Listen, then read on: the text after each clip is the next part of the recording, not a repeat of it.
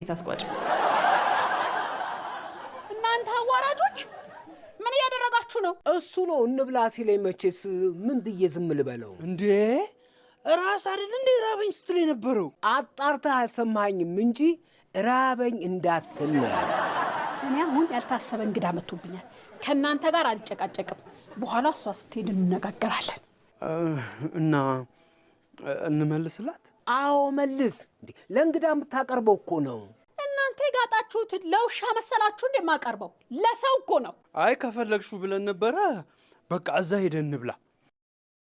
እንዴ ጭራሽ ደስቱን ማግታችሁታል። ወይኔ እነዚህ ልጆች ረዱ እኔንም ልጆች አልሽኝ። አይ ጊዜ አባቴ የማይከበርበት ዘመን ላይ ደረስን አይደለም።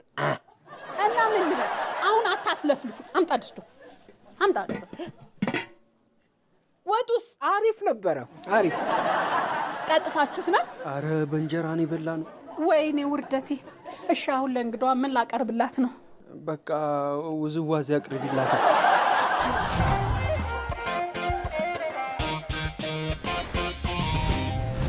እንዴ ቆይ ቅድም የፖስትሽው ብዙ ላይክ አገኘ? 5 ሰው ላይክ አድርጎታል። አንቺ በስማም ሰው ስራ የለውም እንዴ? በቃ ቁጭ ብሎ ፌስቡክ ላይ ነው እንደሚውለው በአንድ ጊዜ ይሄ ሁሉ ላይክ። እና ቆይ አግብተሽ ውጪ ነው የምትኖሪው ማለት ነው? አዎ አንድ ቻይና አግብቼ ኮንስትራክሽን ነው የሚሰራው።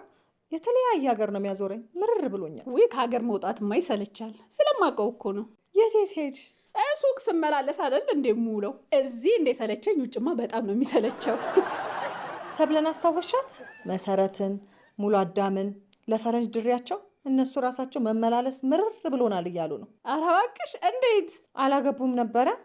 ድንገት ተገናኝተን ስናወራ ባል እንደሚፈልጉ ነገሩኝ። ኮንስትራክሽን የሚሰሩ ሚስት የሚፈልጉ ነበሩ። በቃ ለነሱ ዳርኳቸው። ኧረ እባክሽ እንዴት ደስ ይላል። እና ለኛስ የሚሆን የለም እንዴ? እውነቴን ነው እኮ። ቆይ ፎቶአቸውን ላሳይሽ። አንቺ ሙሉ አዳምናት እንዴቺ? ወይኔ ያፊቷ እንዴት ነው ያማረባት! ወይኔ ያበሬ የሚያክል ፊቷን እንዲቅልብጭ ያደረገችው አስሞርዳው ነው እንዴ? ያው የሌላ ሀገር ዜጋ ማግባት እኮ ጥቅሙ ይሄ ነው። የኛ